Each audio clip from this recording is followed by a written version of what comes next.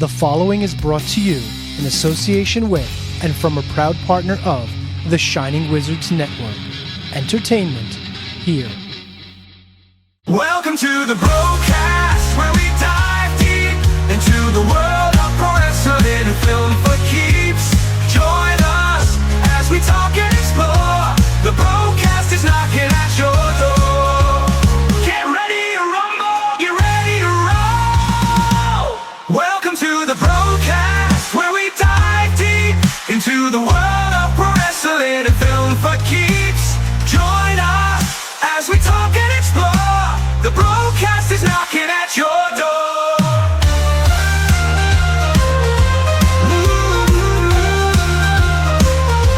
Welcome to the BroKast, where we dive deep into the world of pro wrestling and film for keeps. Join us as we talk and explore. The BroKast is knocking at your door. The BroKast is knocking at your door.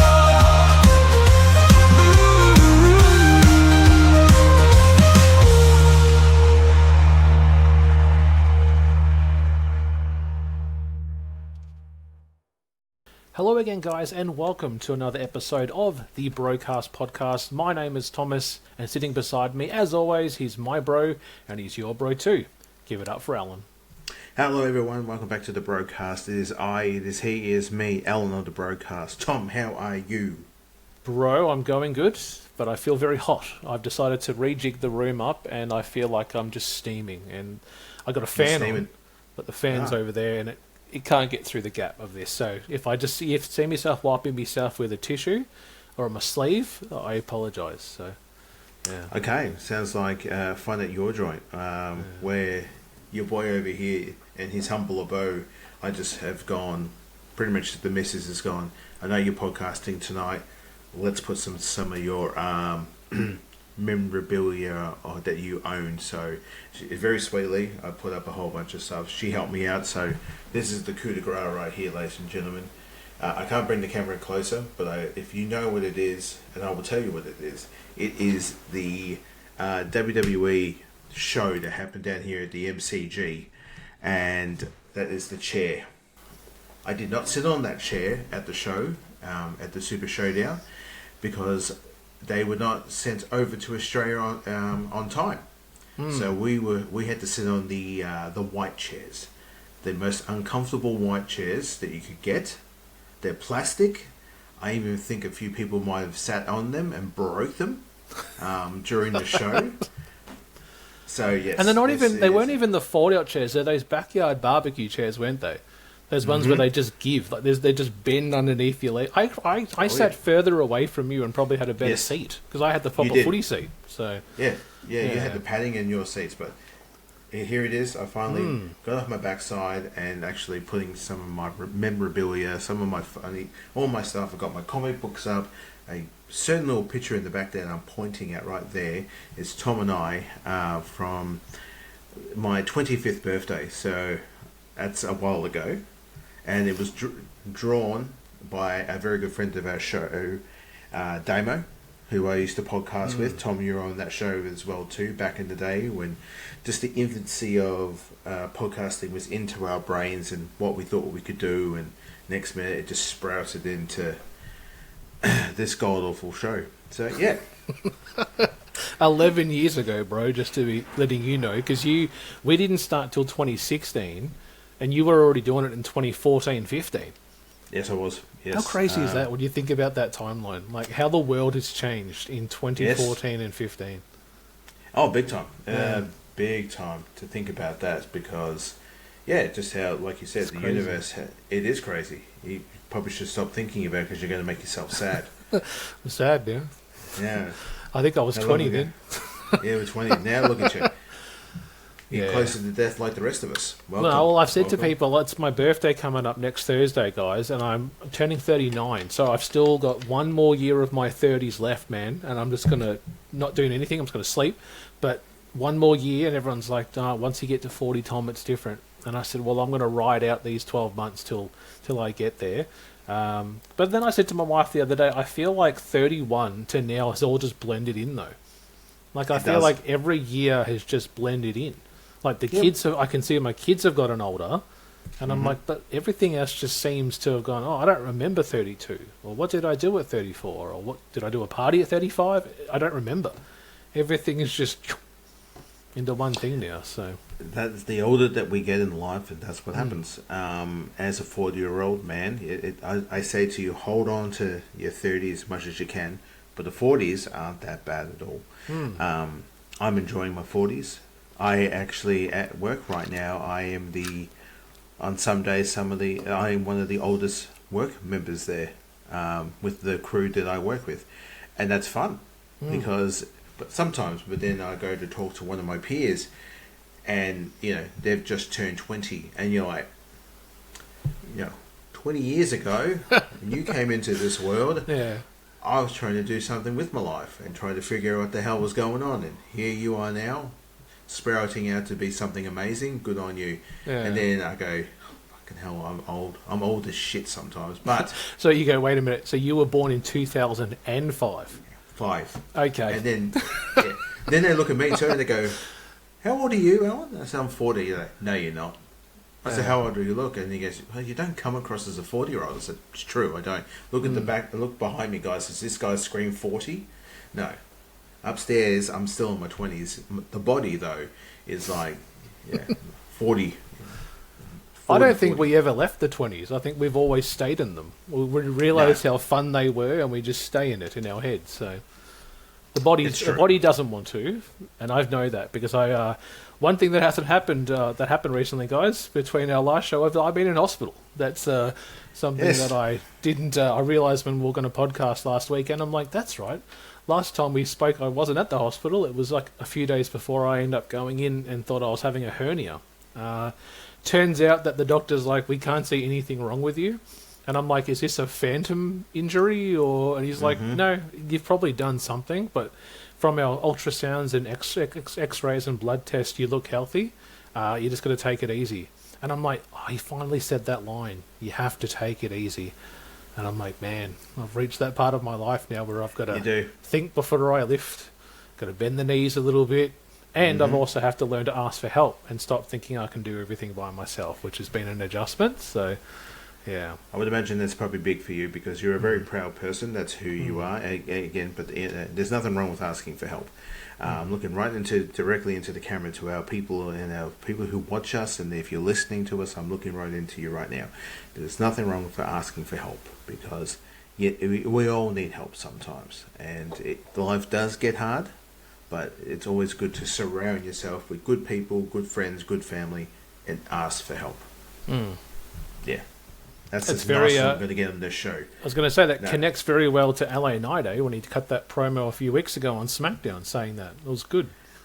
I had to reshare that. I had to retweet that on the old X. It was fantastic, and then it was great for him to do a complete 180 and just shit all over Drew McIntyre, and it was like that's top tier. And then the Miz making fun of him the week after, which was great too. But then him to pretty much like, hey, I'm serious about that shit. You don't. It's okay to cry. But I could watch those two in the ring all the time. Those two they play off each other so well. It's good. Well, talking about the last episode, guys, we caught up just before the Royal Rumble, and the person that won the Rumble, the men's Rumble, was definitely someone I was not on my playing card. Definitely wasn't in my even top 10 as being a person that would win it. And to my surprise, Jey Uso becomes the winner of the Royal Rumble. And you and I actually watched this together in person at your new home. And I just remember looking at you like, what? Oh, okay, I guess, Jey Uso's got the win. This is an interesting story. And here we are, on the road to Chamber. But it's already at the point where Jay's won. We're going to get Jay Gunther again for the World Heavyweight title. This Chamber's going to be interesting because it's a combination of Raw and SmackDown guys trying to go after Cody's WWE Championship. That's right. But SmackDown just happened, yesterday for us here in Australia, and I only caught a little bit as it was going on because, again, it's Saturday day for us when it happened, so we can't watch it live as I would like. But I did catch the Cody Rock promo earlier today, and I watched it from start to finish, and I'm like, okay, interesting. I want to take your soul comment. I was like, where's this going? And I'm with my wrestling hat, like my encyclopedia hat, I'm going back thinking, where have they pulled this? Because a lot of wrestling is a modern day rehash of something that happened, and I couldn't figure it out. I couldn't find out what they're doing, and I thought I want to ask Alan what he thinks of this whole Rock return and this Rock Cody potentially friendship that might be happening in Elimination Chamber. Well, I'm thinking back to it and watching it live. Yesterday, actually, was down here on Netflix in Australia. It's on at 12 o'clock in the afternoon. So I just did a massive shift of work in the morning, and I then came home, did a gym session, I thought, downtime now. It's time to watch some SmackDown and have some lunch. And it was about halfway into the show. So a good chunk of the show just happened, and out came the final boss. And he came down and showing the arm and showing the goosebumps and all that jazz that he does. And then he cut a promo that just was like, he was calling to the people, and then he broke into song, and then he told everyone to be quiet. And he's like, no, this is the Rock's turn. And you're like, okay. It was very confusing at the beginning, because he was like, what are we meant to get here? Is this Rock the nice guy? Because a year ago, he was beating the shit out of Cody. He was swearing on TV. He and Roman were teaming up. It was just a really interesting time. It made wrestling a little bit edgy and fun at the same time. Especially that promo after he beat Cody with the belt. And they said, okay, that's it, Rock. And he told everyone to shut up. He was swearing at everybody. And it just made everyone's eyes just went wider when we saw this. Just made it a little bit raw and real. This time around, Rock coming out, doing a nice promo, and then just going full hammer and tong at the fans, talking about the syphilis. Everyone's got syphilis in their face and their mouth, and it was just like, what the fuck's going on here now? What happened? Did we miss something? And then he called out Cody. Cody came down, and Cody's majority of that promo was a lot of confusion of like, what do you want me to do? Huh? A lot of facials from Cody. Yeah. And then it was a very long promo between he and Rock. And then pretty much for the Rock just saying, I don't want your belt. I want your soul. And everyone in the crowd going, yeah, there was a real WTF moment of what did we just hear? What does he mean by soul? Now I started thinking, again, after I watched it live, and my missus is sitting just not too far from me, and she's on her phone, and she went, what was that all about? I said, were you watching that? She goes, I was. I said, what? I said, I think we might be getting a heel Cody. She goes, do you really think that? I said, just a feeling. I said, the only way that he maybe can deal with The Rock, because Rock's the final boss. Rock's the boss man. So anything he says goes. Everyone thinks that Triple H is, but no, he's the chief content creator. That's what every media scrum thing they have at the each show, he's there to answer the questions. Where Rock, you think about it, he is that boss man. He is that up there in that top level that he kept saying to Cody, he goes, I'm here. I want you above me.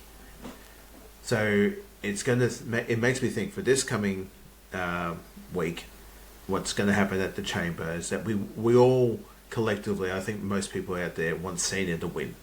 We want Cena to win, go to WrestleMania and go against Cody. But Cody doesn't want to lose his belt. He won't lay down to make Cena the 17-time champion. So I see it as this is just a theory, throwing it out there in the universe, that Cody might have to say, well, I don't want to lose my belt, so I think the only way I know how to deal is if I work with The Rock. If Rock and I work together, I won't lose my belt.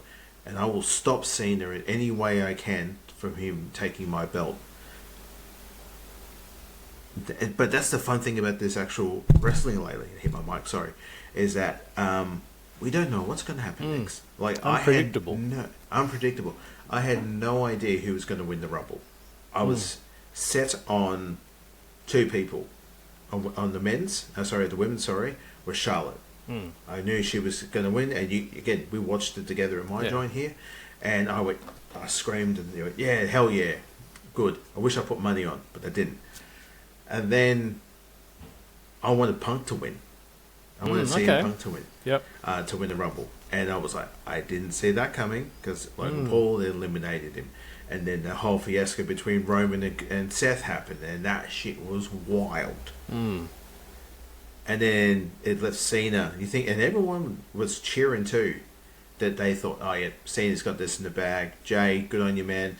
Maybe you'll be, you're second up, or maybe you and Jimmy might do a tag team match at Mania. See how you go from there. But he got the W. Jay got the W. He eliminated Cena. And it was fantastic to see the reaction of some people. Guys that look like us back in the day who booed Cena. Let's go Cena. Cena sucks. We did that one time. I'll announce it. I've always loved Cena, but there was at one time where Super Cena was just too much. I'm like, enough. Go away. Just go do something different. Turn heel, or give us something different. But now I'm a little bit older, a little bit wiser, and again, I've spoken about this many, many times on this show that, again, this year's going to be hard, because when Cena decides to hang up them shoes and then wrestling, he actually had some proper shoes at the Rumble. Like, they were like, he had orthotics in there just to help him walk. Like, he had no pump-up shoes. Yeah. He had no wrestling boots. He had like shoes. Meant that these are the shoes that are going to help with your arches and your legs when you're a little bit old, at the end of the show, to get you where you need to go next. But yeah, to watch Jay win, that was very exciting for everyone too, because again, my son got up and started doing yeet. He was yeeting in the house, running around, super smile on his face. He was very happy to see Jay win. And I thought that was cool too. And again, I think we just discussed it with our friend Matt as well too, that wrestling is for all people. Wrestling's for everyone, all ages, all sizes, all colours, all for everyone. And I thought it was just at that moment there, we were hoping to see our Super Cena win. Even though we hated him back in the day, we wanted him to win though. But he didn't. But the new up-and-comer in Jay going after Gunther, hopefully he gets that win. But time will tell. Well, here's a question for you then. I was thinking about this earlier. Yep. I'm like, night 1, night 2, guaranteed the Elimination Chamber winner will go on to night 2 to take on Cody for the title. That'll be the main event of Mania Night 2. Do you think there's enough behind the story to do Jay Gunther as a main event on night 1? That's where I feel like I don't feel there's enough. There's not. That's me. I don't. And again, because Gunther said to him, he goes, if you choose me every week, I'm going to make your life a living hell. And he's done that a few times. I mean, again, we still got a month and a bit to go. So again, things could change. When we come back and visit you guys here again for another podcast, things might have changed. It's just how we go. But I don't see it as, that doesn't grab me. I see that match, and I mean, they might even do. I look at it, and maybe the one of the women's matches is the last match of the night. Tiffany and Charlotte might be the main event for night 1. I'm for that. That's okay. That's cool.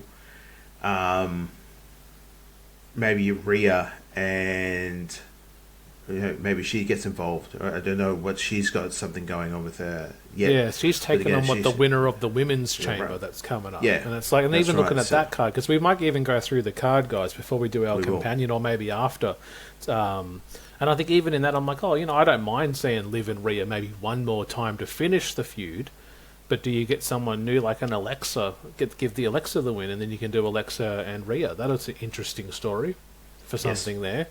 But I just thought, with Jay winning, I'm like, damn it, I don't see them being main event of night 1, because my in my head, my pick for the Rumble was Punk, and there's Punk Cody. That's set now because they've been promoting it so often. Like those final SmackDowns and Raws of Kevin Owens face to face with Punk, and then it's Cody and CM Punk. Like they're setting up those stories, and then I thought they would have done Gunther Cena at WrestleMania for the World Heavyweight title, and it's like, oh, that changes.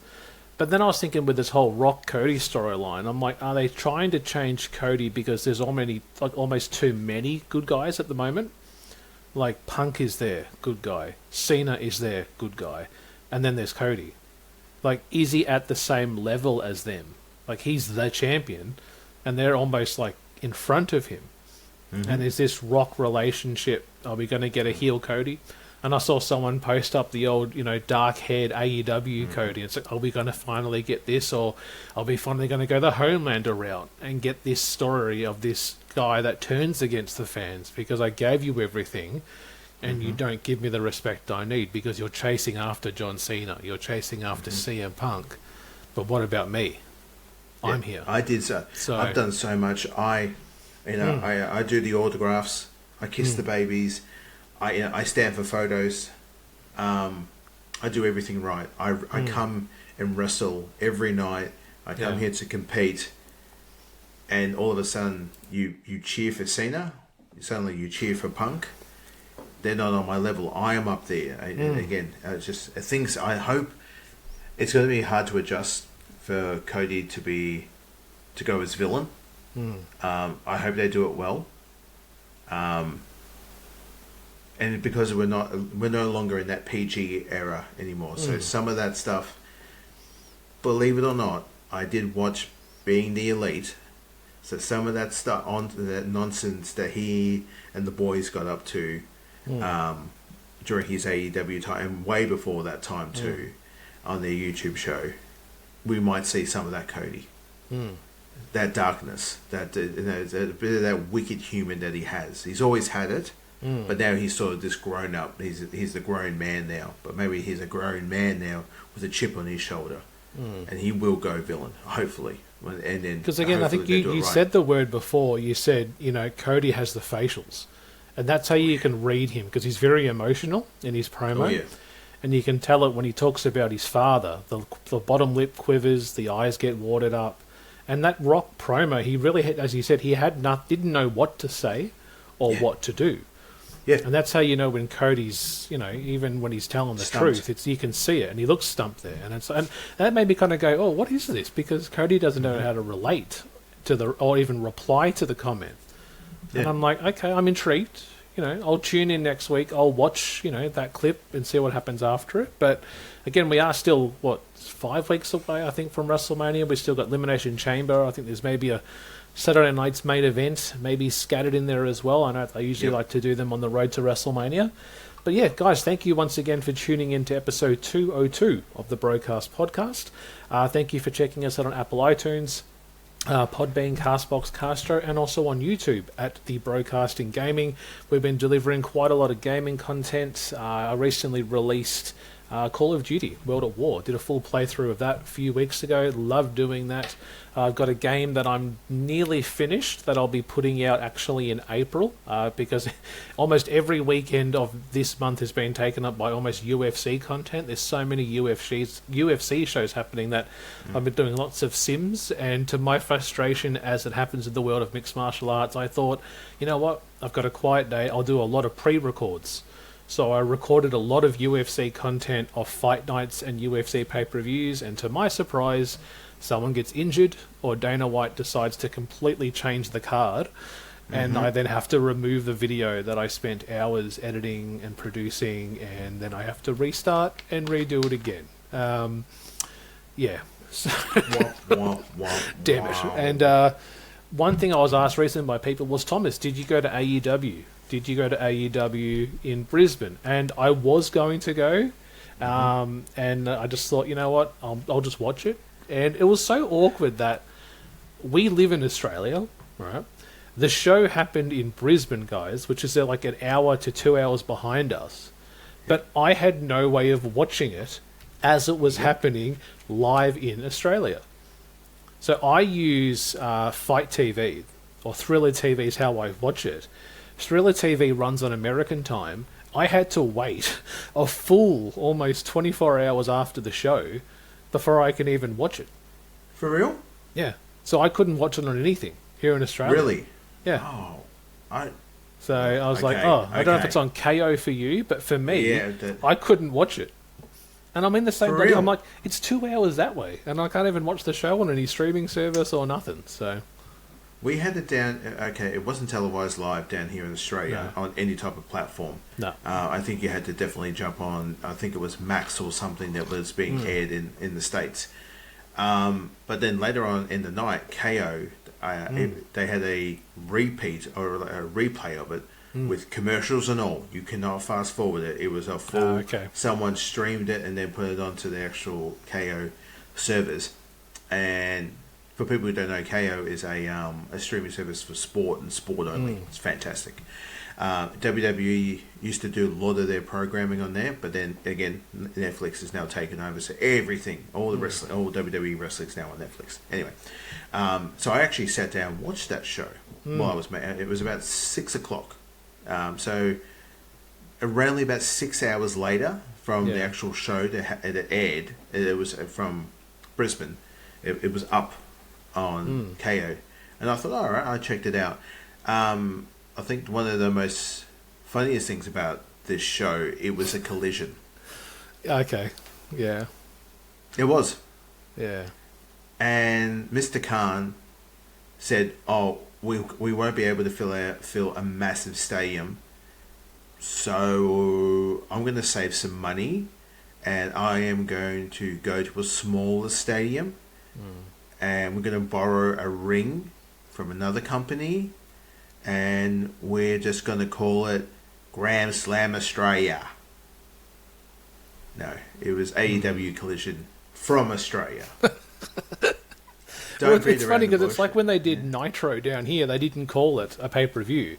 It was simply a Nitro that was filmed in Australia. Yeah, they could have done that.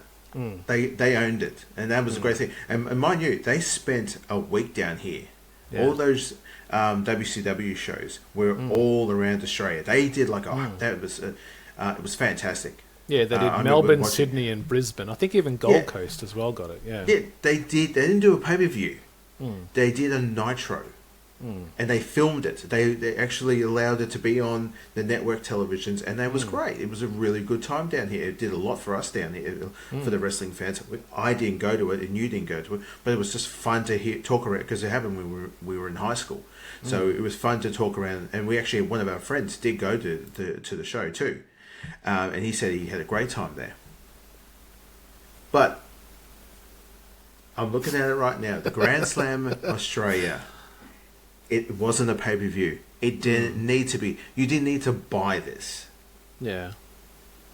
And the cheapskate that Mr. Khan is, he could not help himself. And he's like, I'm going to make money, and you're going to stay up all night, and you're going to watch this show from Brisbane, and you're going to see this, and you're going to pay money for a collision. Yeah.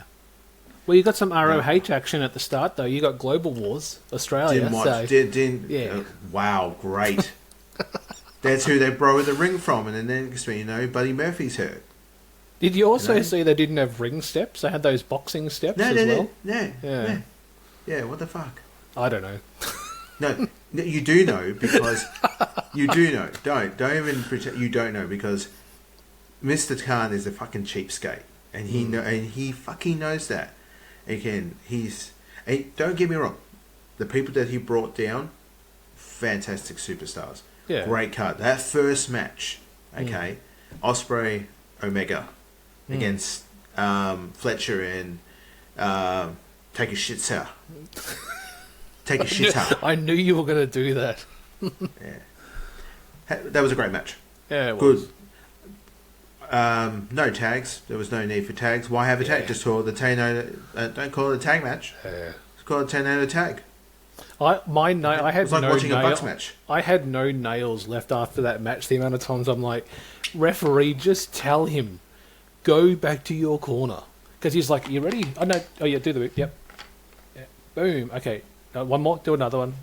now you can go back. And I'm like, okay, this is frustrating me, man. Either call it a tornado tag or just throw it out, because you've counted to 75. Meant to be just count to 3. You're up to 75. You do a flip. I do a flip. I'll move back. There you go. I'm like, this is frustrating me here. Oh, okay. See? Yeah. Again, it was great for the eyes. It was just like flippy shit and hard hitting, and it was like, woo, you know. It was every New Japan ROH's jerk off session. You know, they were just bros were hanging out with each other and watching that together, and then whacking it, because it's just like what they did in the New Japan. I love ROH, fucking dweebs. Hey. And Okada and Buddy Murphy, that was a good match. Yeah. Would have. I knew that Buddy wasn't going to win, because the last time he came down to Australia, he was there, and he won the cruiserweight title, and that was fun. But I think that main event, though, you know, he did something right, though. Mr. Khan was the timeless Tony Storm winning the match and winning her championship for the 4th time. That was cool. And everyone went home early. Early, happy. Early and happy. It was like, we've got to get the, you know, because most of and it's funny enough, that collision only had 5 matches. Yeah. 5 matches, where pay-per-views in AEW, there's about 14. And don't forget the 0 Hour, which there's a few others. Well, you got ROH, you got 3 matches there, so you got a pretty good show. Didn't hear it. So yeah, I watched. He had Chris Jericho in it, Learning Tree. So good work. Well, he was on the was he? He was on the ROH Global Wars card. He teamed up with the Learning Tree against Bandino. Yeah. So yeah. Yeah. Well, did you hear 2 things about that show? 2 things. Tony got booed when he came out by the Aussie crowd. I saw that. And to his surprise, he's like, "Oh, why are they booing me? Hello, everyone." And I'm like, "Mate, just come on. Please don't jump. Do not jump. Do not jump. Be excited. Don't do that." But he also announced they're coming back next year to Australia. They didn't say when, and they didn't say where. All they said was AEW is returning in 2026. Let's hope they come to Melbourne, and you and I will go there, and we'll sit front row, and we'll get high fives with, you know, Don Callis and all the team, and thumbs up, BroKast doing interviews and everything. So, yeah. Sounds intriguing, but I won't be buying tickets. There is no way in holy hell that if your boy over here is, you're gonna have to buy the tickets for me, or we're gonna have to win tickets somehow, because I'm not paying a pretty penny to go to that garbage ass wrestling of just Grand Slam Australia. No, Collision. Collision from Australia. Should have just been that. Yeah, I think once they lost the big major stadium, they should have just actually said, we're just doing a Dynamite or a Collision down here. That's what they should have done. Do two. Come down early, do a Dynamite, and then also do a Collision. You would have got butts in the seats. You would have had a buttload of people coming in to actually be part of that show. You would have. But again, I'm just a 40 or something Australian man with a microphone. What do I know? Yeah. Well, who knows? We might even be on the show. You know, we might be there with the Costco guys. We'll jump in there, Al. You and me take on the Costco guys in tag team matchup, Al. I don't want to bring the boom. No. We're not that popular anyway. We'll bring the bro. So, yeah. Right, bro. Yeah. Okay. Who are you guys? Alden. Oh, we're Tom and Alan. We're for Melbourne. Who? Melbourne. We've been doing podcasts long time. A long time. Too long. Sit down. Okay. Sit down. Okay. And I'm looking at you. What are you doing? What is wrong with you? I just wanted some promotion. I got the shirt. I got the BroKast shirt. We've been told to leave. Oh, yep. But you can leave. I'm sticking around. I got free tickets. Wearing a Ric Flair shirt or like a Hulk Hogan t-shirt. I don't care if he doesn't work here. I'm wearing these shirts. So. Oh, there's no way I would wear a Hogan shirt or a Flair shirt. All right. Well, who can you wear then? What, just to make people feel uncomfortable? Is that what you're saying? I don't know. I'll wear a Cornette shirt. Oh, yeah. I wear I'm a cornet legit. guy. Yeah. No, I would legit the big face, the cornet. Surprised. I would legit wear that in front row at the show, and I'll have some bro go up to me and go, "Excuse me, hi. Can you not wear that shirt? We've got a few No, I have some shirts. Kenny Omega, no. Offspray, bruv, no. Okay. No, okay. See, again, they got nothing for me. I got nothing. I want to wear. We have some discounted Ricky Stark shirts. Would you want one? He's a saint. No. Oh, MJF. shit. No. Yeah. I'm good. Well, who knows? Like, I'm keen. If it does come down, like, I really would have wanted to go to this show, but we missed it. But let's see what next year looks like. Oh, we didn't miss it. What? No, we didn't miss it. It was a collision. That's all it was. It's all right. I'll just DM Tony and go, hey, bro, next year make it a Dynamite show and stuff like that. So yeah. Simple, easy. Make some crusts right there. Yeah. All right. Sydney. Well, do you want to do the companion or do you want to do the chamber card? Let's do chamber. Hey, let's talk about that really quickly, and then we'll get to the meat of the show. Well, we'll give everyone a quick 2-minute break, and we'll do a quick couple of promos, guys, for 2 great wrestling podcasts. So check these guys out. The Mark Order Podcast is the only show you need if you're looking for dedicated coverage of everything AEW on the Shining Wizards Network. Join us live on YouTube every Wednesday night at 10:15 p.m. Eastern after Dynamite to chat along with the show. If you can't join us live, listen to us on your favorite podcast platform. Follow us on all social channels at Mark Order Pod and use the hashtag #JoinTheMarkOrder, because if you don't find us, we will find you. What's up, everybody? I am the patron saint of podcasting, the Warden Matt Ritter, the host of the #1 wrestling podcast on Pornhub. Yes, you heard that right. And I'm here to tell you about the #1 wrestling podcast on Pornhub, the Smackin' Raw podcast. Me and my co-host, Vince Delgado, and Miss Katie Kinsey Bebe of the She Leads Showcase do a weekly recap where we cover Raw, SmackDown, NXT, Dynamite, and Rampage. We are on Pornhub, YouTube, and every audio platform you could think of, and we are spitting what we don't like and swallowing what we do every week. We've also got guests from some of your favorite podcasts. So if you want to have fun, take your pants off, put in your headphones, pull up to your favorite listening or viewing device, relax, and just have a good time. Catch up on the week in wrestling in our own unique way. Come check us out. You guys can find me at Matt Ritter, that is at MATTRIDDER, on Twitter only. There you will get Linktree/SmackandRaw. That'll get you all of the audio platforms as well as Pornhub. You guys can also check out Linktree/Creation World, and that will get you the YouTube, the merchandise, and the Pornhub, as well as other great podcasts from Creation World, which is the banner under which the Smack and Raw podcast exists. If you want to get everything in one shot, go to creationworld.com. There you'll find Super Flash Hero of Tomorrow if you're a fan of DC CW superhero stuff. If you want to check out the Smack and Raw podcast, if you want to check out our other show, Return to Wrestling, where me and my co-host Travis go back in time and he forces me to sit down and watch old WCW Nitros and pay-per-views, and I have to suffer through Hulk Hogan repeatedly. If that sounds like something that you think is fun, come check that out as well. We also have a YouTube-only show hosted by Vince called Spitter Swallow that you can find on our YouTube. We've got so much content for you. Dungeons After Dark as well. That episode 2 is coming. It is our most viewed episode on Pornhub. So if any of this sounds appealing to you, I can't wait to have you guys come follow us, listen to us, and interact with all of you. Like I said, take your pants off, pull up, get comfortable, and let's have a good time.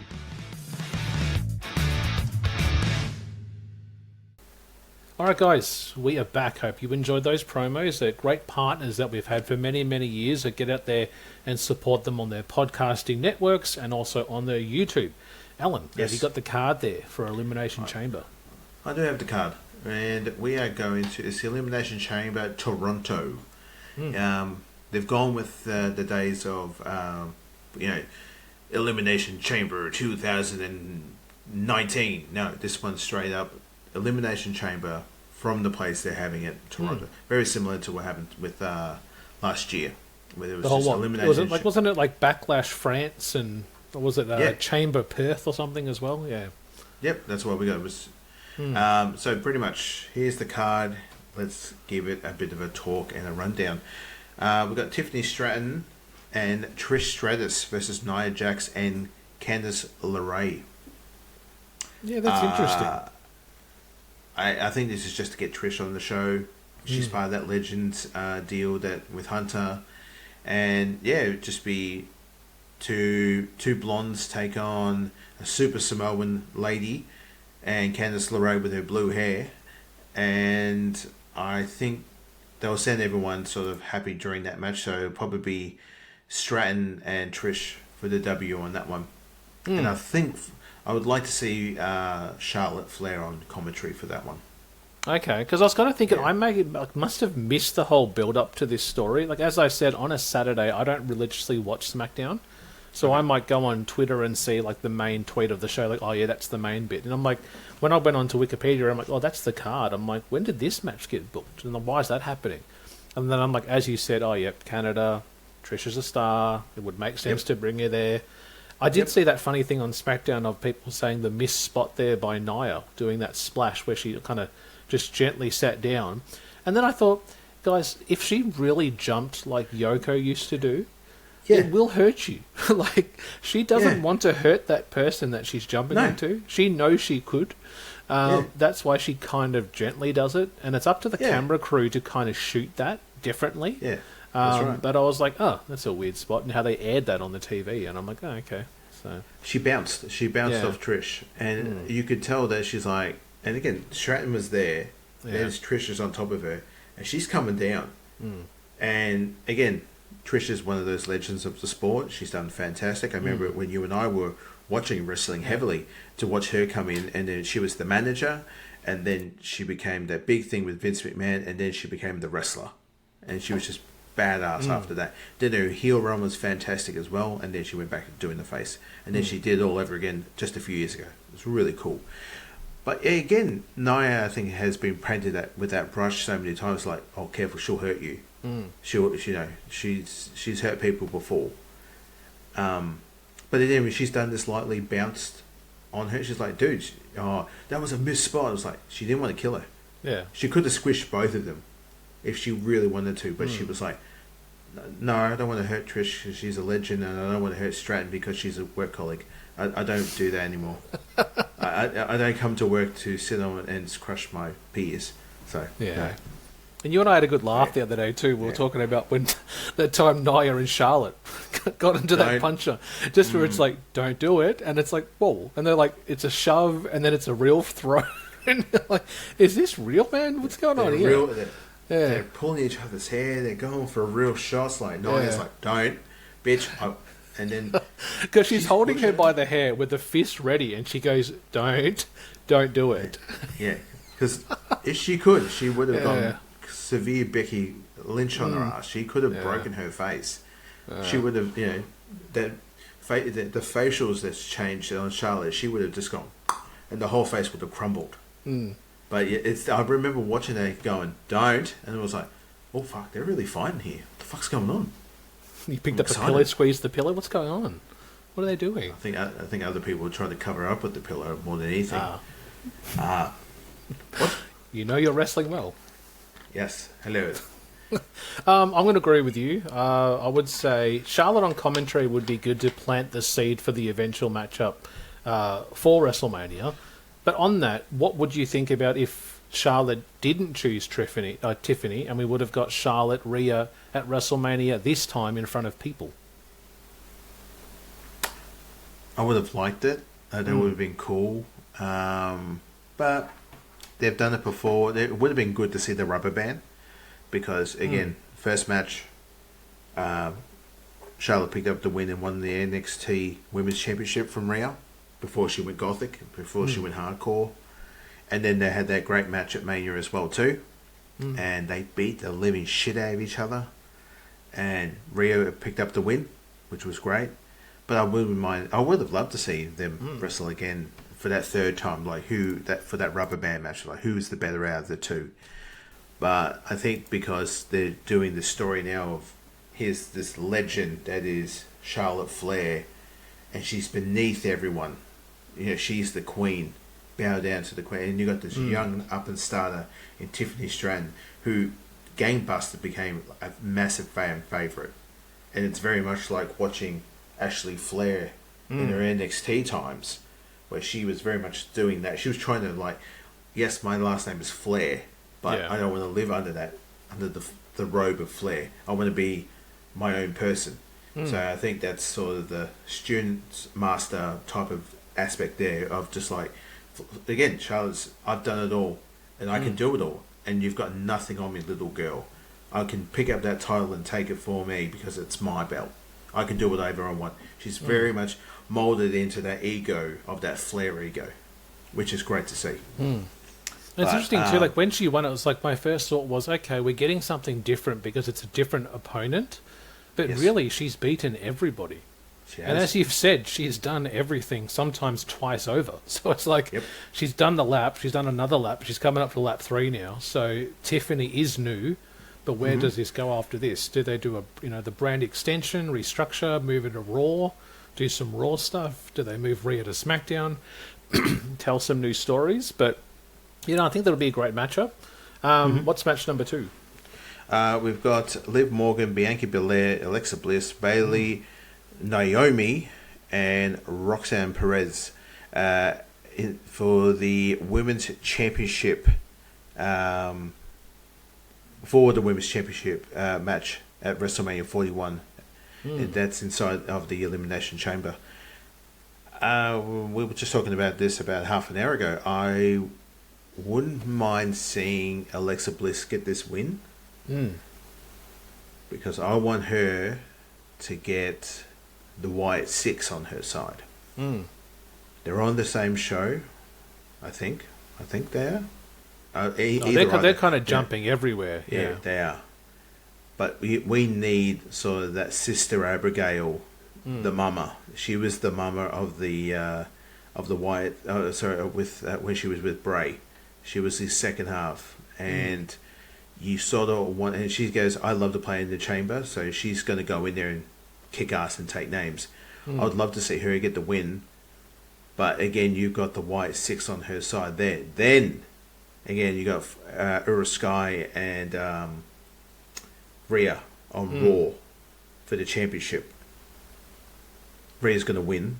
It's going to be a hard-hitting match, and it'll be great. But then just to have the gothic mama that she is, that Rhea is, and now she's going up against someone who's like Harley Quinn style, but round up to 11, and she's got this band of misfits following her every lead that she goes. And Uncle Howard is right next to her. It's like, hey, you worked with my brother, I will work with you, and we will do everything we can to make you champion. So and you think visually how cool that entrance would look at WrestleMania? Oh, yeah. Because I heard somewhere that Bo Dallas, Uncle Howard, is actually injured. So it would make sense for her to kind of fit that role where she's like the person that can compete for the team. But you can imagine that whole carnival-style entrance at WrestleMania. Oh, yeah. The twirly lights, almost like when we did Batman Returns, like the Penguins community, the twirly umbrellas, the twisted side to it. Like the Mania stage would look fantastic with that. Yeah. So are you going Alexa? Yes. That's your pick? Okay. I'll say the same. I think the storylines coming out of it, Naomi and Bianca, will set up their possible breakdown. I think with possibly Jade Cargill making a return. Will she call out? Was it one of them that did the attack? There's your Mania matchup. I think Bayley's focusing more on the NXT stuff. I've seen her on NXT recently doing some stuff there. So I wouldn't say her being the pick. I don't see Liv because I think we've done Liv Rhea a lot. I would like to see a cap off, but I think them having that matchup on the first Raw on Netflix was the end of the feud. I don't see Roxanne Perez stepping into that spotlight yet. So I'm going to say Alexa Bliss and Rhea, and I think they'll put on a great matchup for the women's world title. Again, it's one of those big power jug, take a sip of water, we make movies. Yeah. It's just that, Rhea's standing in the ring. She comes out first. The champion never comes out, but she comes out first. Because, again, she's going to have her band playing for her. And then we're just going to go down by the bayou with a little bit of craziness and a little bit of Harlequin style, and out comes the Wyatt 6 alongside with Bliss, and they're like, Sister Abigail, Mama, you're going to win this. This is like something out of like the Texas Chainsaw Massacre. We're going to make sure that Mama wins this. So she's the true leader now. The whole time it was her. It wasn't Bray. It was her. So she was the brains behind the opera. And it would be cool. Yeah, it would be very cool to see. Yeah. Remember, there are 4 matches on this card too. Because again, you've got the 2 chamber matches. Also, talking about Rock and Cody, because Rock said Rock is going to be there, and he wants Cody's answer. He wants him to say, "Hey, what are you doing? Are you gonna come work with me? Do I need to take your soul?" But after that, I would believe, or what was happening, it's a non-sanctioned match, and Kevin Owens versus Sami Zayn. Wow. I think the only way this match ends is legit someone like getting. That's how someone's going to. Yeah. That's the only way that they're going to stop the match is by someone that is so. Like they're not going to do it again, but it's going to be like, I don't think Sam is coming, and he's not getting back up. Yeah, he's legit. He is not moving. He is incapacitated whatsoever. He cannot move.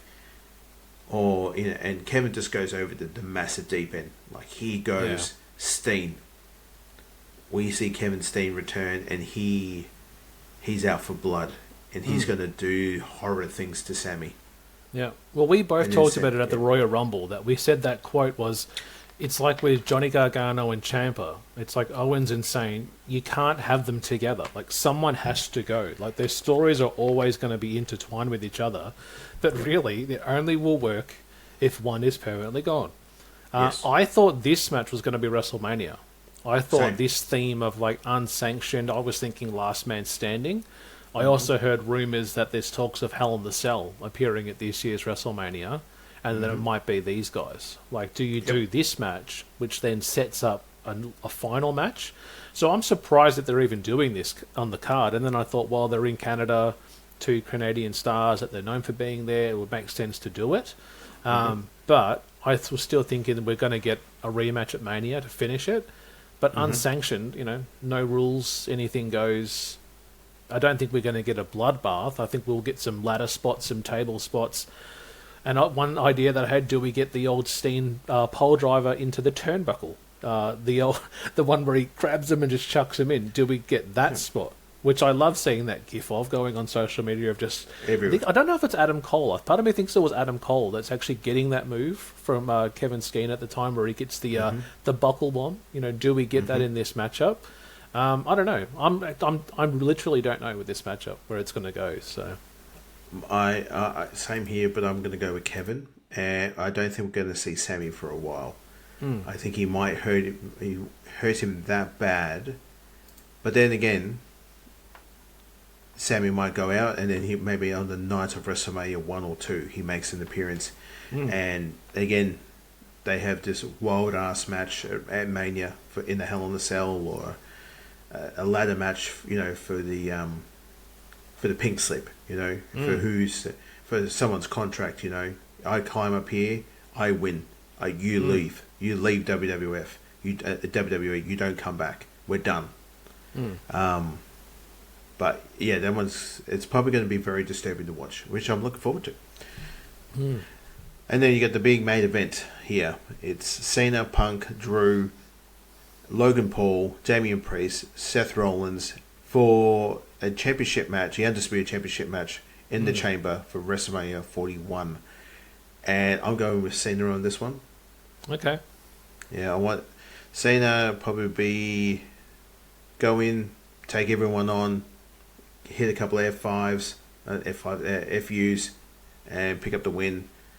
And then as everyone's celebrating in the crowd, yay, woo, woo, woo, here comes The Rock. And he walks to him, looks him in the eye, and out comes Cody. And they stand next to each other. Like a McMahon, Austin craziness back in the day. And look at him, and Cena's there, just beads of, he could busted up or he's bleeding or he's sweating and just stands there. And then if you look behind him, you've got Seth and Punk. So he's got some backup, somewhat. And they're all looking at each other. Or you just have everyone in the chamber all look at each other and go, what the fuck's going on now? Did Cody seriously just sell his soul to the devil of the final boss? So he knows that Cena will not be winning. But yeah, Cena for the win. So what stories do you think are going to come out? Because when I look at that, I think, okay, they did that great moment with Roman and Seth at the Rumble. There's talks of Roman versus Seth at WrestleMania. Does Roman get involved in this match and take out Seth? I don't see. I would love Punk to win because I would love to see Punk Cody a main event of WrestleMania. But I still see the Logan Paul storyline being something. Yeah. Even CM Punk has come out recently. I think it was even the day of the Rumble or like a couple of days after. He said, I wouldn't mind if I didn't win. I think I can tell better stories without that win. So it's like, okay, so I don't think Punk's probably ever going to win a Royal Rumble now. So that leaves it open to Punk Paul at WrestleMania. That'd be interesting cool. Type of matchup. I don't know where Drew then fits into it because I don't see Drew winning this. I see Drew being a good opponent for Cody, but not at WrestleMania. Damian Priest, I think, is just filling a seat that will be a pretty early elimination. I don't see him feuding with anyone from this storyline coming out of this matchup. But then Cena, I'm looking at that thing and who wins? Cena Punk, the final two. But I do like what you're saying with that idea of Cena gets the win, Rock comes out, puts the hand like this, Cody's song hits, he comes out, and it's like, oh wow. But what Cody is this? Is this a face Cody? Is this a heel Cody?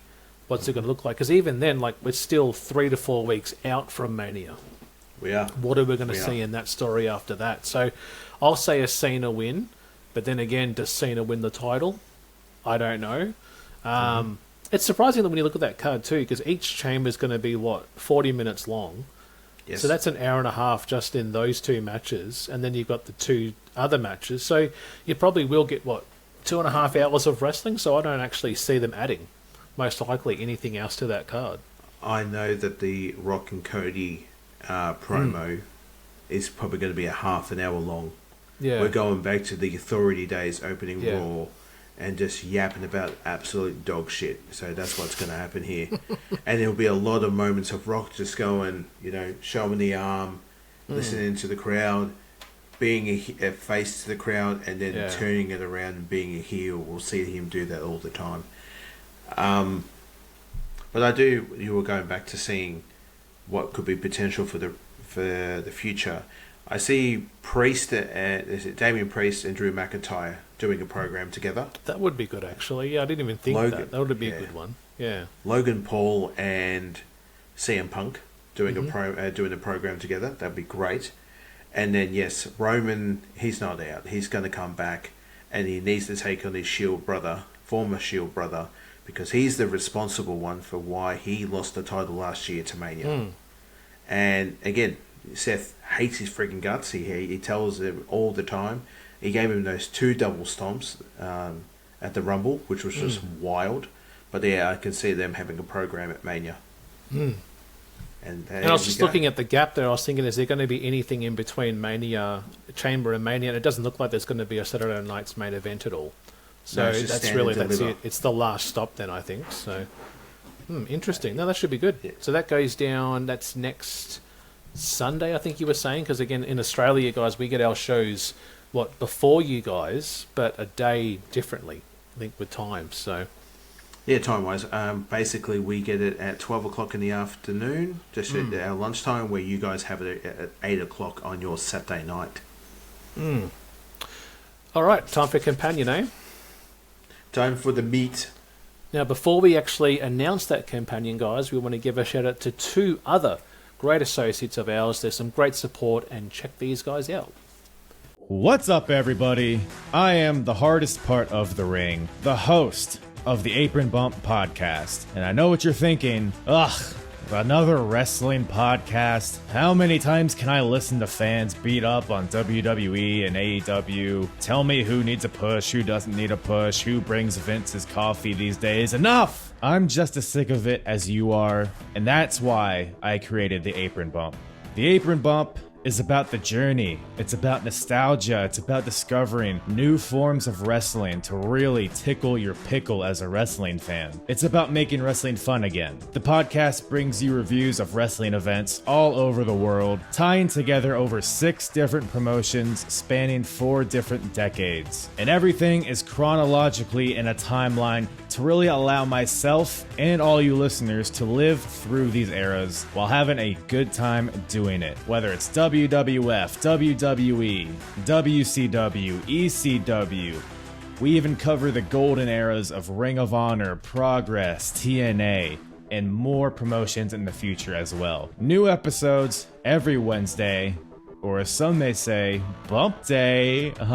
Yeah? Go to apronbump.com or go to your favorite podcast platform or YouTube and subscribe today for the most diverse, fan-friendly wrestling podcast in the world. I'm Hard. The Shining Wizards is the greatest wrestling podcast of all time. Don't believe me? Tune in and check us out. We laugh, we cry, we interview some of the greatest people in professional wrestling, and we have some of the greatest segments of all time, including everyone's favorite wrestling game show, Can You Beat That? We're live 6:50 p.m. East on Monday nights on all social media platforms, and we're with you wherever you go on every single streaming and podcasting platform as well. Check us out. Go over to shiningwizards.com and join us for some wrestling talk and talk about wrestling. Alright guys, we are back. Alan, it's been 55 minutes. It's time for your favourite part of the show, where we watch a wrestling match. Oh, I thought it was the ending. Oh, okay. We've been talking long enough, guys. Again, we don't really catch up as much as we should, but when we do, we yap a lot. Well, I probably had a yap count. My yap count's probably gone way over quarter. You're today. fine. You're okay. Okay. He beats So, himself guys, up about talking. He said, guys, listen to this. Last year we did a TVK drive along. Alan reckons it's his worst episode. It's a great episode. I talked about this. I yap too much. I should shut the fuck up more. But we're podcasters, hell. We have to talk. If it's just this, nothing. What? Nothing better than silence. Well, The sound of silence. Well, I let Alan have Okay. control again. I said, Alan, I want you to choose the match we're going to do. Let's think of a chamber matchup or a match from a chamber show. And Alan goes, you know what? I do like that we did Rumble 2011 last month. Mm-hmm. Why don't we keep it going? And I thought, okay, cool. What do you want to do? And we both discovered that there was a pretty good main event from that year. And it was Elimination Chamber 2011. Alan, why'd you choose it for? This one's just a jam-packed of different wrestlers competing in here. Also, it's got Master Cena in it. John Cena's in this match, along with... who have we got here? Because we're watching this on the YouTube, guys. So if you want to get over to your YouTube now, go to the WWE... on their actual YouTube site right now, and just type in Raw Elimination Chamber Match, WWE Elimination Chamber 2011, and they've got Raw superstars of John Cena, Randy Orton, Sheamus, John Morrison, R-Truth, and CM Punk enter the Elimination Chamber with a WWE Championship title match at WrestleMania, hanging in the balance, courtesy of the WWE Network. And this was only put up a couple of days ago for your viewing pleasure. Yes, and I want to take a shot at you, WWE, quickly before we announce it. Oh, here we go. You keep stealing my ideas. You understand? We made this podcast bloody years ago, and we started calling things TPK Vault. And now suddenly, they've got a YouTube channel and Facebook channel called WWE Vault, where they keep putting up matches, individual matches. And I'm like, dude, Triple H, I'm going to write something to you and say, listen, we use the Vault first. We use TBK Vault to showcase our match stuff, and now they're doing it. What do you reckon? Now they're stealing? What do you want to do? No, they're not doing anything. It's just a word. They're allowed to use words. I think we're okay. I don't want to get any... No, hey, listen, look, I'm not getting involved with this. And if you want to get the lawyers involved, by all means do so. But I will not be associating with this because I don't need to. I wash my hands of this because we have the vault. Everyone can have a vault. It's okay. You've got the combination to your vault. That's fine. They've got their own. Okay. It's nothing. We're okay. We're not in trouble. I'll keep researching this. I'll get. I don't know who Jim Cornette. Does he know any lawyers that we could use or anyone like that? We'll see how we go. So they do, but we're not being. My phone just lit up then, and it's listening to me. No, that scared the shit out of me. Then they did. Oh my god! I was like, lawyers in your local area. And it comes up with local people calling. They know exactly who it is because I listen to the Cornette show, but they don't pay any royalties to us. Yeah. So, but I do think it's funny though that they do. They call it Vault, even though we've been calling it Vault for years. So I think it's just funny that they call it that now. And there's some great classics on their Vault, but there's also great classics on our Vault that you can check out on the archives of our show on YouTube and also on wherever you get your podcasts. But as Alan said, this is on YouTube. I just had a look then. It says WWE live stream coming up. This promo of waiting, it's about 25 seconds before the match 25 seconds. Yeah, so we'll just sit there and we'll wait together. We won't fast forward. Do you want to do that, do you? Yeah, I want to sit there and look at it. You want to, for 25 seconds? Yeah. All right. We'll give us our countdown and we'll hit play on it. All right, ladies and gentlemen, click on there here now. You should see the big live stream coming up on your screen. Remember, guys, we're doing the full match of the Raw Elimination Chamber Match 2011. Let's press play in 5, 4, 3, 2, 1. That's so fucking loud, that music. Yeah. And I said to Alan too, before we started the show, I'm like, are we watching the Netflix version or are we watching the YouTube version? Because the Netflix version has both a John Cena and CM Punk promo, which features Cena eating a bowl of Fruity Pebbles before he's interviewed and then comes down to the ring because they were setting up the Rock Cena feud eventually. Here we go. Sheamus and John Morrison are starting the match. And it's actually cool to be covering a chamber. We haven't done one, guys, since we did a watch-along of Elimination Chamber 2010. I think we did that back in 2019, and that was actually our episode 201 that we put out a couple of weeks ago on YouTube. And that was a great show, featuring some great matches and Undertaker accidentally getting set on fire during his entrance there with the pyro. Which I had no idea about until you explained it to me. And I was like, excuse me, monsieur, what happened here? Yeah. And who in the ring before us is still going today? I think pretty much everyone is, aren't they? Yeah, well, Punk would have left, 2 to 3 years after this? Sheamus is still going. Morrison's over there in AEW or Ring of Honor at the moment. Yep. R-Truth is still going. He wrestled, last week on Raw or SmackDown? Mm-hmm. No, he was on Raw. Randy Orton's out with an injury, but that's another thing too. Like, I heard a rumor that people were saying we're going to get KO versus Randy at Mania. Like, is that someone that might come out in the unsanctioned matchup with Sammy? I don't know, but would be interesting. There's Super Cena there. There he is. I did have a laugh the other day. My wife was going through my iPad when we were sitting there. She goes, "What's this photo?" And I'm like, "What photo?"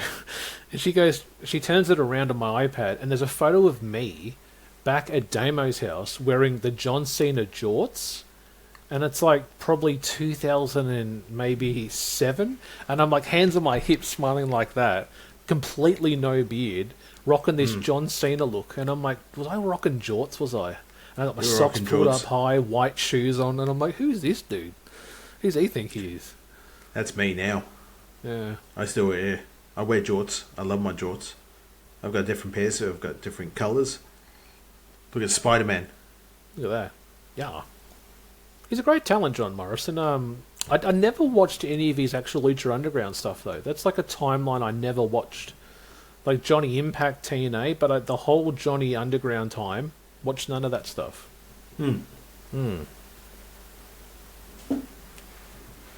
Let's go Cena. Cena sucks. Here we go. This is that top tier time of where Cena was probably and number one through the male demographic between 21 to 40. And the kids loved him. So to think too, like the winner of this matchup will take on The Miz for the WWE title. The Miz. That's where we are, guys, in 2011. Yep. The Miz. That's right. Is your WWE champion. That's right. Oh, Jesus Christ. Yeah. Okay. I'm just thinking too. We actually covered another classic one. Was one of our old shows. We covered Elimination Chamber, the very first chamber from Survivor Series, yes. 2002. Absolute classic. That was a great matchup. Oh gosh. Did you ever see the tag team one? Yeah, I've been catching on the network on the YouTube every now and again. I've got a little background noise if I'm gaming or sometimes. There's a few matches they do. They've been putting it up live of all the chamber matches they've done through the years, and I've seen a few of the tag team ones. Yes. Yeah. Interesting. Yes. I think it was like wish they would do it again. and the pod was bigger. It had like the New Day and, Yes. and stuff like that. Yeah. Like all legit 3 members were in the pod together. Here comes Randy Randall Orton. Orton, and the crowd goes wild, especially the ladies. So this was the face Orton. So Orton lost his WWE title to The Miz. So Miz cashed in on him, I believe it was November, shortly after Survivor Series, when Miz became champion. And really the feud in this match was actually CM Punk and Randy Orton. So that's the rivalry that we're having here, because as we saw last month, guys, CM Punk has the new Nexus tag team, or the new Nexus group that he was the manager of. Oh, look at him. There we go, look at that. Love it. Jesus What Christ. are they promoting the Perth card down? This is from last year, this matchup they're showing there. Yeah. It's... Yeah. Yeah, look how tan Orton is when you look at tan Orton to And Sheamus. lean. Yeah. And lean here too. Because the Orton that we have now is, older Orton. Look at this DDT on this. Oh, look at this. Oh shit! And he hurt himself though doing it. Yeah. And your commentary team tonight is Michael Cole, Booker T, and it sounds like Josh Matthews. Oh, okay, yeah, because they showed Matt Striker. He was interviewing Punk just before the match started, so he's not on the. Yeah, he's not there. That's a damn shame because he's one of the nothing against Josh Matthews, but yeah, Striker was fun to be on. I mean, that's me personally. I liked when Striker was doing commentary. Again, he was. I listened to commentary. I think it was Striker and Shivani. I think did MLW a couple of times together. Yeah. Before AEW was kind of up and going, I think there was an MLW show where it was Striker and Shivani together. You still check out Shivani? No, I don't listen to the podcast as much as I used to. Yeah, Wow. yeah, it's true. Alan. I mean, yeah. I think after being blocked on the, I mean, it sounds like I'm having a bit of a bitch, but once you get blocked by a couple of people on X and you can't really keep up with what's going on with the show, I'm just sort of like, you know what? I'm good now, mate. And if I have to listen to another goddamn commercial, I mean, hey, it's on our shows and it's for free, but I'm just a bitch for that, I'll deal with it. But that was a great suplex, that was. Yeah, but I think he and Nigel did a really good job on Collision. Grand Slam. Collision. Australian Collision. I never thought Tony about Khan, that until you take actually money. said it, and I'm like, that's kind of what it was. They should have just billed it as that. They should have just come there at the start of the week, did a Dynamite Australia, a Collision Australia. Yeah. It's so much easier. Yeah, here's our champion here. And Alex Riley. Poor fella Cena, gets himself out of the Rumble, and yeah. I just want Cena to touch tips. That's all I want. That's all I want. That's all I want. I just wanted to wear his hood. I just wanted to wear the hood. It's a weird thing. I don't know. It must have been Reddit that I read it on. That I'm like, what? That Punk was keen on. That Cena was keen on Riley. I'm like, what am I? Okay, I'm in the rabbit hole now. Come on. Yeah, don't fall down the Reddit rabbit hole. You'll be there for weeks. Here we go. Who's next? Punk. Now, I read somewhere here that this was actually not meant to happen. Like, there's actually there was a mistake here where Kyoto actually couldn't get it open. Well, again, I think he's broken it. His hands there. So I read somewhere that they think that this was a mistake, and Punk's like, okay, well, I'll just kind of make it a part of the story. Look at Kyoto stressing out too. My hand is actually stuck in there. I think he's stuck there too. Oh, okay. I think this is on the fly here. Yeah. He's out now. Yeah, I read somewhere that there was a mistake in it. Like, he couldn't get it open. That's interesting. He got it open then, eventually. I think maybe Punk might have forgotten that, hey, RKO. Here we go. That's it. Good night. It's like he killed him too, just sold it so well. He's out. And listen to the crowd. They love it. Thank you for coming.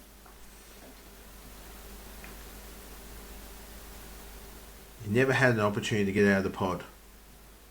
Did you ever watch when CM Punk come back? He actually watched his WrestleMania match with Randy on YouTube, and it's funny actually seeing them so many years later go back and watch their match. It's quite candid because they actually say how Punk was like, well, we actually didn't get along, like backstage. Like, there was just competitive friction between us because Punk's like, I thought that you didn't believe I earned this spot. And I was like, I'm going to show you that I deserve it. So, here we go. The anonymous GM Hornswoggle here. You're saying it was Hornswoggle. What's that saying? Coal miner? What the hell is that shit? Coal miner with Michael Cole, because he's a coal miner. Yeah. I'd rather be a testicle. So.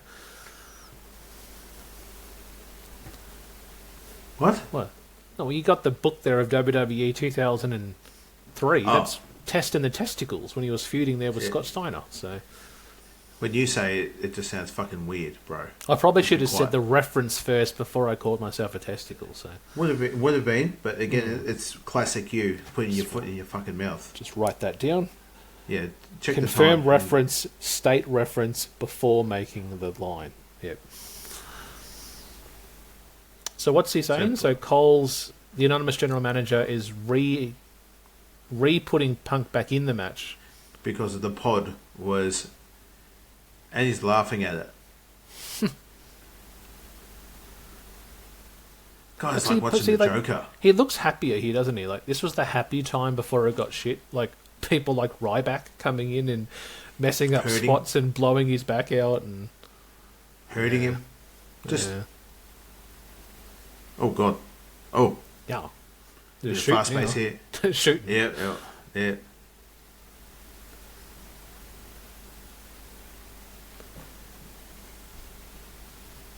Yeah.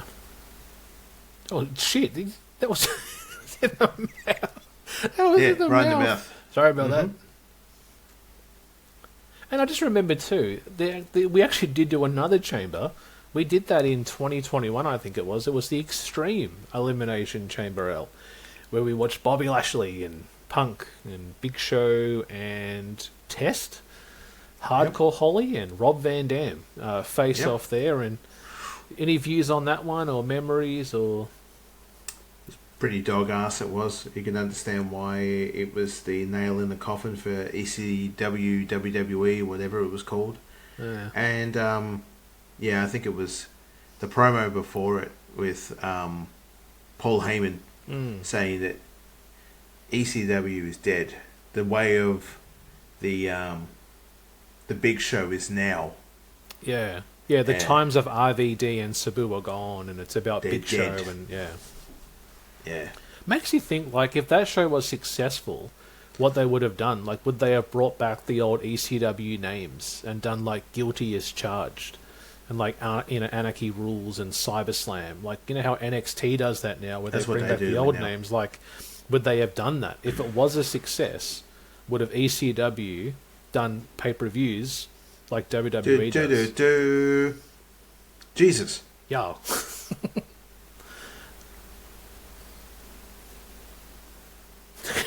He's kneeing him in the face. Jesus Christ. I still remember one of the first ones we watched together too after the 2002 was SummerSlam, when Goldberg spears Chris Jericho through the pod, and he almost come out the other side of it. Yeah, that was a mess of a match because it ended with Hunter winning, yeah, and beating the ever living piss out of Goldberg, and you're like, what's going on here? And the streak was over. That was it. The streak, he debuted in April, and his streak was gone by August. That's 4 months. Yep. Yeah. Oh, God. Oh, wow. Ah, Morrison nearly.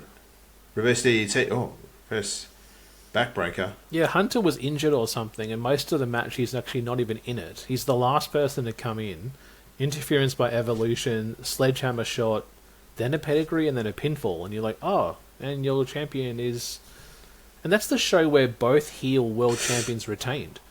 Because you had Taker and JBL with the limo spot, where that guy nearly jumped on the limo earlier in the show and nearly fell into the... Yeah. What's in that briefcase that... What's his name? Old boy's holding there. Good question, because he wouldn't Naked need a photos? Money in the Bank anymore because he already cashed it in to win the title. So maybe it's John Cena pictures or cards or I don't know. John Cena What do you think, boy? What do you think, boy? Who are you talking to? It's are John you calling Cena, me? like sending pictures, like into what do you think, boy? Like to Alex Riley. I thought you were calling me boy. Oh no, What do you think, boy? Hey, no. You can play as much God of War as you want, but you know Kratos, mate. yeah. So I don't play PlayStation anymore, guys. So I wouldn't even know what a God of War is. I'm playing a lot of Xbox. But he doesn't, because I got him a birthday gift the other day, guys, and it was an Xbox gift card. And I've already spent it as well. So Jesus Christ, what did you do? On what? I bought the new Barbie game. Barbie. Yeah. Hi guys, I'm Barbie. Come on, Ken. And it's you dress them up and you go for drives around the town and and he's out, guys. Alan's he's left the podcast. So check out the Twitch. There might be some Barbie gameplay coming out. So no, there won't be. What did I buy? I think I bought Homefront: The Revolution. And I bought the Metro Saga, all 3 Metro games. He's back. Hey, what's up, Al? I'm good. I'm watching it. I'm come here to work. Yeah. Hey guys, I got the Barbie game. It is Jesus funny that Christ. those games are so expensive, though. Like, my son was going through the PlayStation shop the other day, and it's like, you can get the, what's it called? It's the, is it like DC Super Pets or something like that? It's like $60. And like Paw Really? Patrol, $70. I'm like, Paw Patrol? Who's paying $70 for Paw Patrol? Like, Parents. it looks like it's a 4-year-old game. And I'm like, no, I ain't getting that. Yeah. Bro kick, come on. Get rowdy. Yeah. No, misses him. Locks it in. Locks Sheamus in there, runs away. R-Truth's like, man, I've done, don't mess with me, man. Wasn't the one when they were in Saudi Arabia, the pods were much larger? Because didn't Brock do an F5 or something off one of them? To like Theory? Yeah, he did. That's right, he did. Jesus Christ. Shit. Yeah, there's no give on that floor. Have you seen the interview Chris Van Zant with the Road Dogg? Have you I've watched only that seen recently? little bits. I only saw little bits. Yeah, not the whole thing. Great interview, I must say. Talks very highly of R-Truth. Oh, nice. And that they are of nearly 26 years of when they were part of the when R-Truth teamed with Road Dogg. Jesus Christ. When he was Bro Quick. Kick one. 2, 3, Boom, and he's out. Yep, Yeah, he was K Quick, when he first debuted.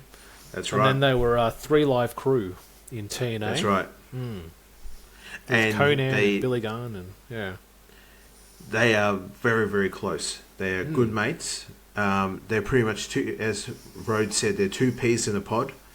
They're very much the same when they go and get meals together, like catering. Very similar to meals of what they like to get.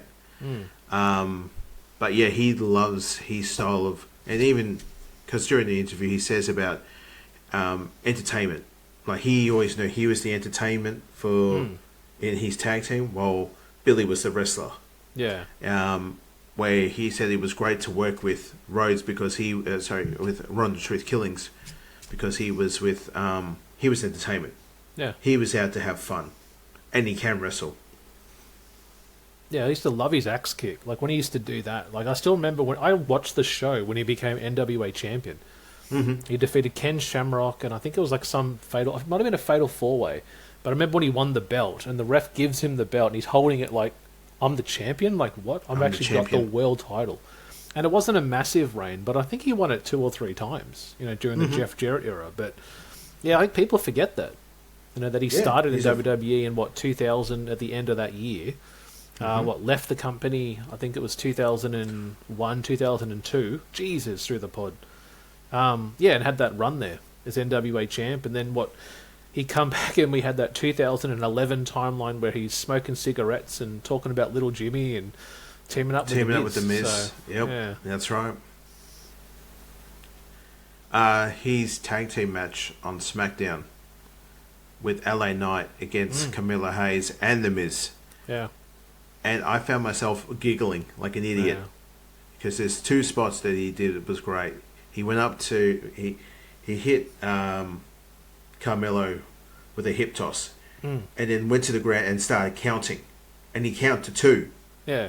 And then Carmelo went, and you can he smirked. You looked at LA Knight. He went like that. He covered up. He was corpsing, and then the Mrs. Face's Price is like, what the fuck are you doing? And it worked. You could tell.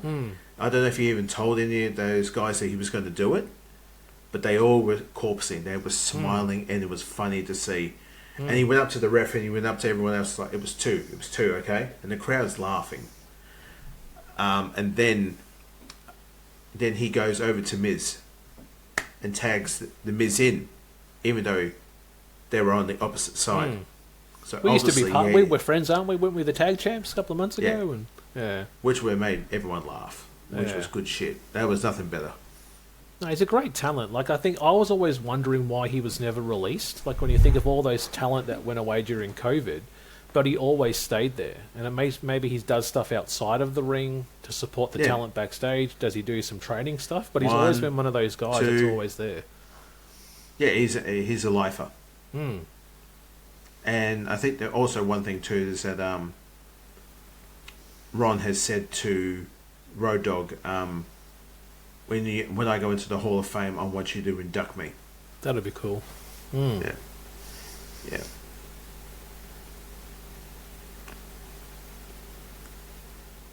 Yeah, these guys had a great matchup. Their Mania matchup I highly recommend. If you want to watch anything from that card, you can either watch Jerry the King Lawler versus Michael Cole, or you can watch this matchup because they put on a pretty great classic matchup.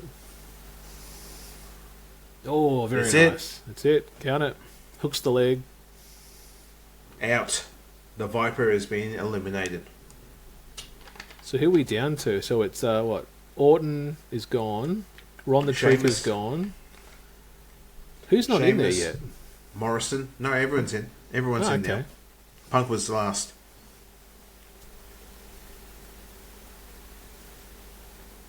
I still remember that time Orton popped his shoulder out punching the ground. Have you ever seen that?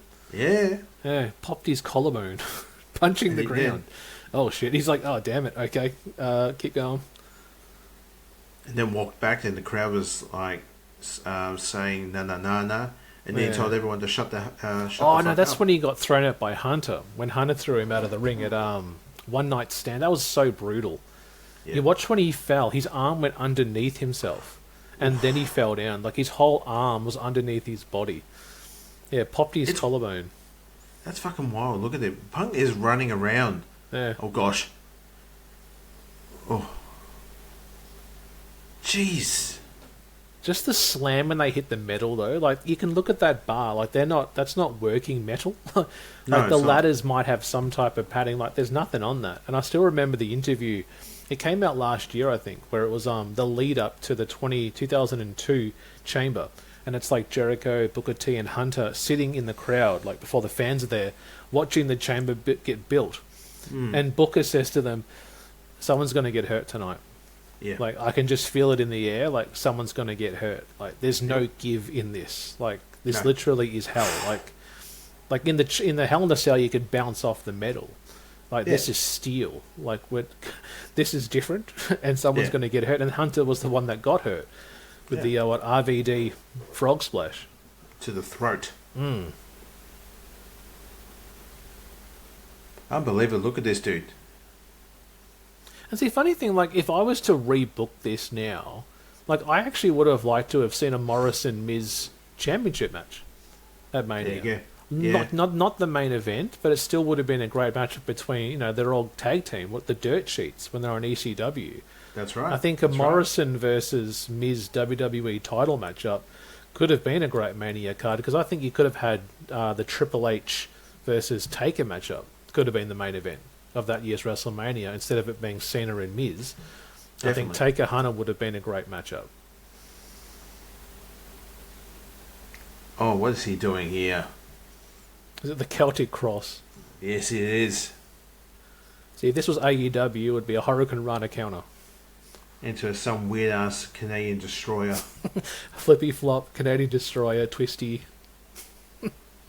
Yeah, it's funny to see Penta now wrestling in the WWE, and him rocking the Mexican driver, Yeah. not the Canadian destroyer. Oh god, what is Spider-Man doing Look here? at this. Look at the crowd all standing up now. And someone else did this spot. I think it was Jeff Hardy. Did it in the Hell in the Cell, I think, against Orton, where he climbed up and fell from the chamber. A couple of years ago, Montez Ford did the same thing too. That's right, yeah. Yeah, that's when they were doing a bit of a singles run for him. Yep. Look at this, man. He was still part of the Street Profits, but he won the match too. Yeah. Look at That's this. so... What's he going for, like a clothesline? Was it a splash? Oh, you got him. Wow. Got him. What was it, a jumping clothesline? Falling clothesline? Catch me.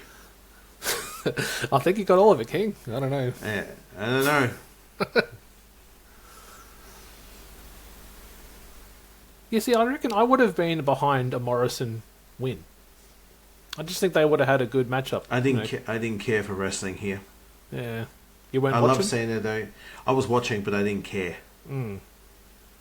Didn't See, really. that was the 2013 year for me. That's the year that I was like, oh yeah, it's on, but, you know, Like, I there's didn't other like things it. on, so... Yeah.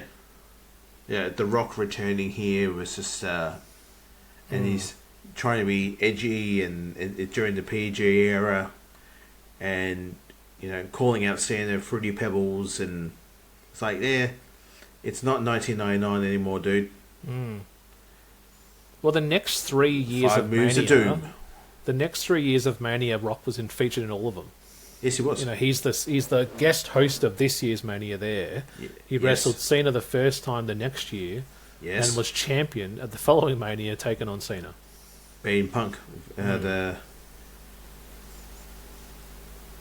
Knuckle Shuffle. And you think, what, we're seeing this match 14 years later, this year. Yep. These two facing off. Yep.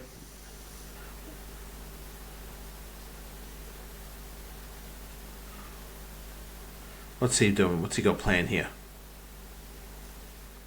I've always watched this thing too. There's this interview where they were talking about how Cena runs the matches. Have you ever seen him in, like, when they had the audio up and you hear him talking in the ring? Like, he tells everyone what to do.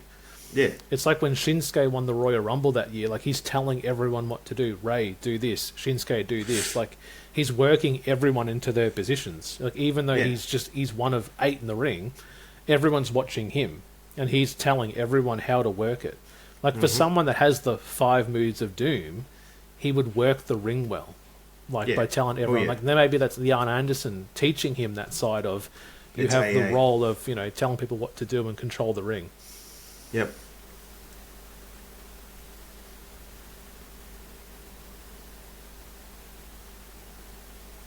The Prince of Parkour. What? The Prince of Parkour. That is who Johnny Morrison is referred to. I apologise if you hear any hammering. My missus is hard at work. She's building a barn. I went like this. I was like, okay, I've been having possums recently, and literally there was one in this wall a few days ago, and I was like, have they got the skill of knocking down, or did someone order an Uber, or? No, that's my missus building the barn. English, yes. That'd be true. Yeah. She's on the roof there, just putting the tiles down, just putting them all up. No, legit. That's She's looking good. No, she's making a barn. Really? Cereal. Yeah, she's out the back. That's what that large noise. Yeah. What time is it? recording. Exactly. We're recording this at around about 10:30 on a Sunday night, guys. Yeah, we've got church in the morning, and she's setting up the barn. I've got some milking. I've got to be up at 4 to milk the cows and the gooses. So as soon as we're done, guys, I've got to get to sleep. Oh shit! Yep. So no stress. If you hear some loud banging, it's my missus. We're both looking at each other, and I'm like, "Was that me?" And I'm like, "My hands was are me. here though, so who's knocking in my office?" Hello there. Hey mate, how you going? Oh yeah, good. Hey, I'm just doing the show. Can you wait? You got a moment to talk about Christ? In Just a a big second. golden- I got about 6 minutes left of the show. Listen here, That's Seamus. okay. Seamus, just wait. Just give me another 5 minutes. What is 5 minutes? I do not understand. Oh shit! I'll just sit here. Oh, okay. What is that construction you're watching there? Is that the devil? I see the devil before me here. Morrison thinking he's part of the Legion of Doom here. And he's selling that knee because he went for the Shining Wizard kick and hit the He pod. did. Yeah. See, this could have been the passing of the torch moment, Al. This happened with Jey Uso and Cena in the Rumble. We could have got this moment with Morrison. No, that didn't happen. Not in But 2011. I do Not in remember 2011. something that this year, though, there was a triple threat cage matchup. I think was Miz, Cena, and Morrison that year. I just remember that random fact that there was a triple threat cage match. Okay.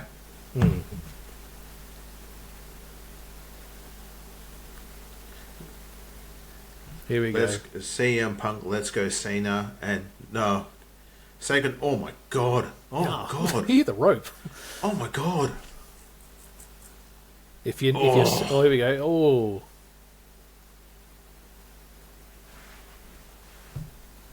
yeah, Jesus. Morrison's whole leg bent. It's like if you were selling a leg injury, you've got a real one now. You got a real one now.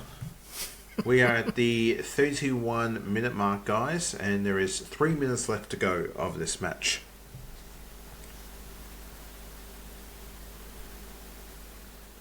Yeah, why did you choose this one? I have no idea. Just because Cena. I like Cena. Oh god. Oh god. Yeah. Well done. Yeah. Well done. Look like a cutter then. Yeah. Look out. A lot of pinning on the actual grate. Yeah. And he's checking his arm, so he thinks he might have scraped himself. He probably did too, because that's Yeah. there's no give on that surface. There's not. Gosh. It takes a lot of strength to do that, I would imagine. Yeah. Yeah, he is. Yeah, he's checking. There's like His elbow. I've got this fresh tattoo here. What the f, man? I'm just my skin's now completely fucked. God damn it, Triple H. God damn it, Vince McMahon. God damn it, Stephanie. You're making me do this shit. Your turn now. Here we go. Your turn, son. Please no. And look at his. Oh, look out. Oh. Yeah. Oh. Look out. Hey. God. Very nice. Yeah, check out And I think Punk's from leg. memory, when he did take on Orton, I think his arm was bandaged. Yeah. Like he would had some stuff done on the elbow. Here we go. Oh, right on the Missed it. knee. Sells the knee Yeah. well. He's got welts on his thigh there as well too. Look at this. 2, 3. Now, do you think this will be your final 2 this year? I hope so. It'd be great. Look right into it. No. Yeah. It won't let go. Fine, I'll do it on the mat. Oh, Look at those. crap. Look at that. Oh, there is welts on 1, his leg. 2, 3. Done. John Cena. Your time is now. Oh, yeah. The dapper yapper. Yapping away. No. Just no. I'm not. Ah, Oh, my Cena. God. We're getting it, guys. We're getting that matchup. Oh, my God. I hate that belt, man. My son wants it. My he? son wants that belt. He does. And I said, that's okay, mate. It was cool when he won it, like when Cena became champion, beating JBL, and then debuted the title. But anyone but Cena shouldn't have that title belt. You know we're getting a Yeet belt at Mania, after Mania. Hey, deal with it, man. It's no longer our product anymore, Tom. I need something to watch, something that's like that I can connect with, something like a show that I can AEW. Got it. There we go. Yeah. So, Yeah.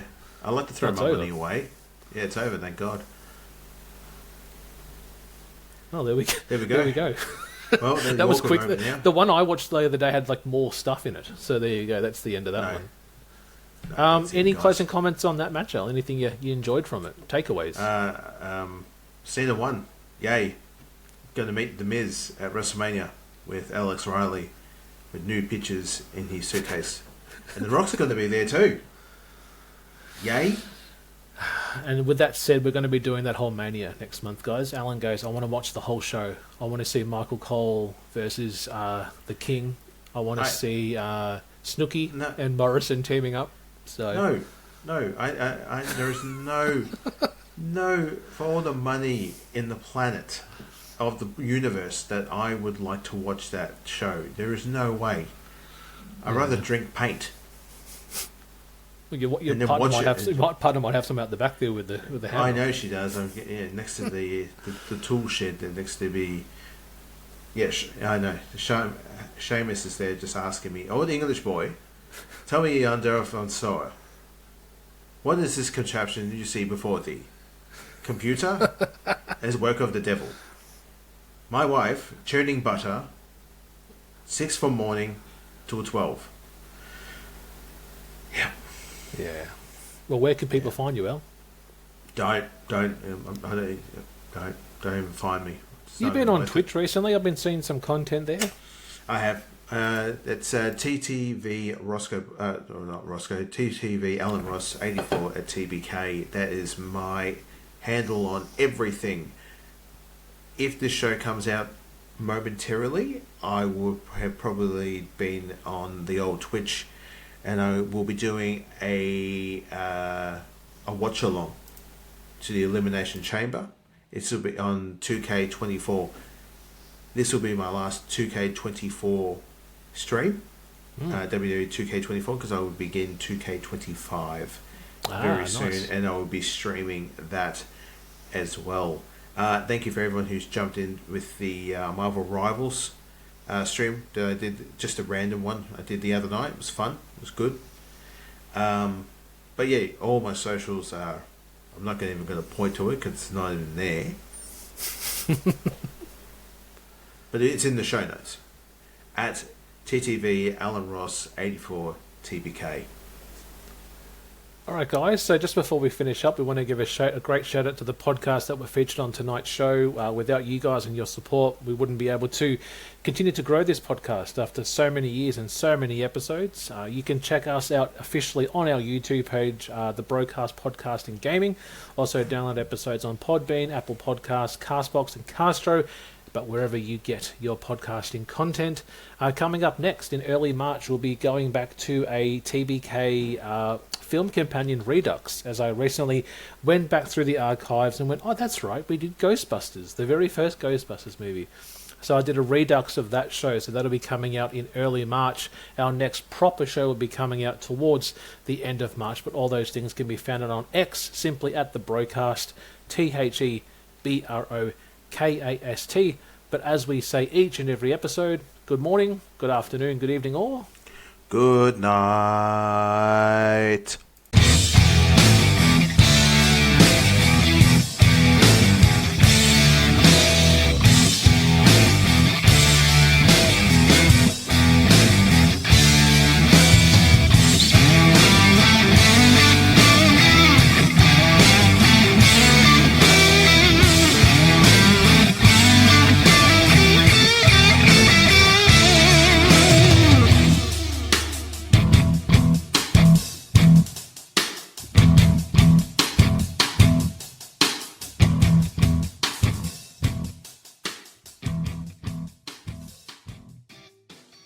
Yeah, guys, thanks for sticking around. Now we're going to go back and listen to a classic TBK moment. You should get yourself a big thigh tattoo out like that. What do you reckon, Dale? Why? What would you get? If you could get a tattoo paid for, what tattoo would you get? Where and where? What is it and where would you have it? Probably on my son's name and probably on my forearm. On your forearm? Oh, cool. Yeah. Oh, yeah, cool. You wouldn't get nothing on your back, or? I haven't got a back. You would have to shave my back. And that's... Oh, God! Yeah. Mate, we're going to be a while before we do this tattoo. That's fine, mate. There's Mate, I don't mind you shaving my shoulders and my back. I'm going to purr like a walrus. You got a knee up there. And that I think that would have killed his knee with his giant chin. Mate, you got lots of hair. Yeah. We're going to be here for days. I know, fine. All right. No,